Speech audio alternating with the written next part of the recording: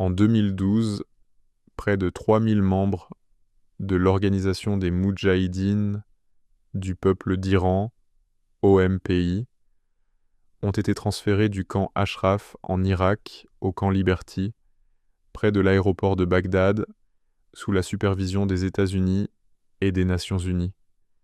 Cet endroit, qui avait auparavant servi de base aux forces américaines, était composé de nombreux conteneurs préfabriqués.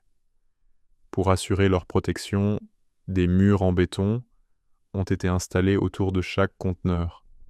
Cependant, après quelques mois, le gouvernement irakien a retiré ces murs en béton, malgré les protestations des résidents, et les a déplacés à l'extérieur du camp Liberty.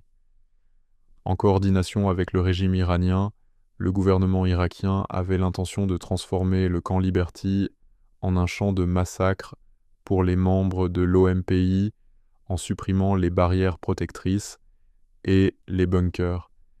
Il ne fallut pas longtemps avant que, pendant plus de 2 ans et demi, le camp Liberty ne soit frappé par une série de roquettes meurtrières lors de 5 attaques distinctes. Pendant ces attaques, des centaines de roquettes sont tombées sur une zone d'à peine un demi-kilomètre carré, entraînant la mort de 37 membres de l'OMPI et blessant, mutilant et handicapant des centaines d'autres.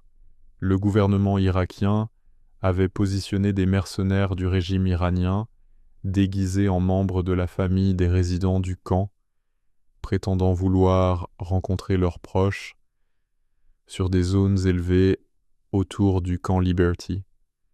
Ces individus faisaient en réalité partie de la force Quds et ils identifiaient les zones sensibles du camp, en particulier celles où résidaient les femmes, afin de guider les attaques à la roquette.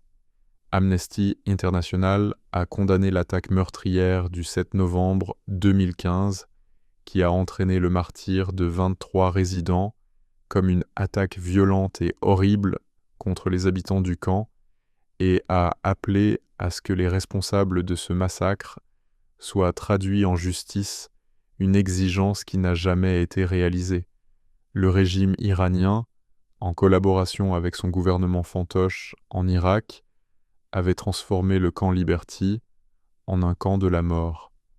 Pour contrer les attaques de roquettes, les membres de l'OMPI au camp Liberty ont creusé des fosses individuelles à travers le camp, espacées de 5 secondes de marche de chaque lieu de vie, et cette initiative a permis de sauver de nombreuses vies.